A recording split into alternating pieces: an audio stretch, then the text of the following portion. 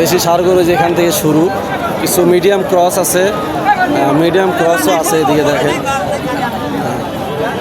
এই যেগুলো ষাঁড় গরু এখানে ক্রেতাই নাই, একদম ক্রেতা শূন্য। দেখা যাচ্ছে যে মানে গরু বিক্রেতারা শুধু শুধু ধরে বসে আছে, ক্রেতা নাই, ব্যাপারী নাই, এটাই বোঝা যাচ্ছে। খরিদ্দার নাই। আমন্ত্রণ জানাচ্ছি আমাদের তালগাছির হাটে, ঐতিহ্যবাহী পুরনো তালগাছির হাট, ব্যাপারীদেরকে আমরা আমন্ত্রণ জানাচ্ছি, আপনারা আসেন দেখেন গরুগুলো। জি, কুরবানি ঈদের সময় গরুটা এটা কেনা বেচা কত হয়েছে? এটা হলো 1,06,000। 1,06,000 টাকা কেনা বেচা হয়েছে। এটা তো কুরবানির জন্য না, কুরবানির জন্য। তাই তো দেশি ষাঁড় একবারে, অবশ্য গাই গরু হলেও দেশি ষাঁড়ের মতো দেখতে। আপনি কিনছেন গাই গরু, কিন্তু দেখতে তো দেশি ষাঁড়ের মতো মনে হচ্ছে, তাই না? আচ্ছা, কত দিয়ে নিলেন? 1,05,000। আনুমানিক ওজন 4 মন হবে না 3.5 মন হবে? 4 মন, আনুমানিক 4 মন হবে। হ্যাঁ, ঠিক আছে। কি কেনা বেচা ভালো হচ্ছে? হ্যাঁ, ভালো হচ্ছে না?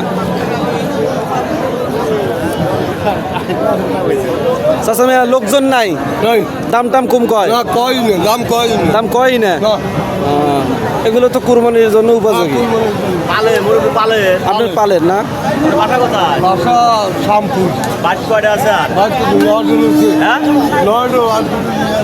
কোন হাটে নিয়ে কিনছিলে?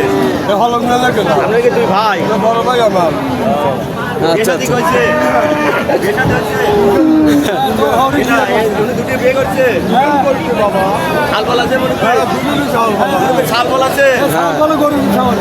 আপনি কত দাম চাইতেছেন? হ্যাঁ, ব্যাপারীর মধ্যে কথা হচ্ছে দেখেন। 65 দিয়ে নিবে একবারে বলে দেন। 55 দাম বলতেছে ব্যাপারীরা।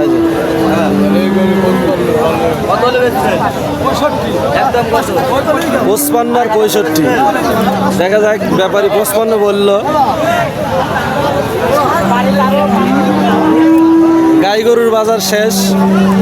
গাই গরুর বাজার দর্শক আপনারা দেখলেন।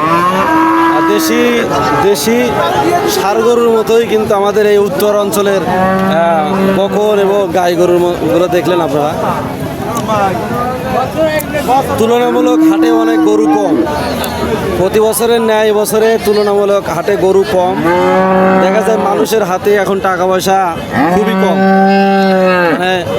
এমন অবস্থা মানুষের ক্রয় বিক্রয় মতো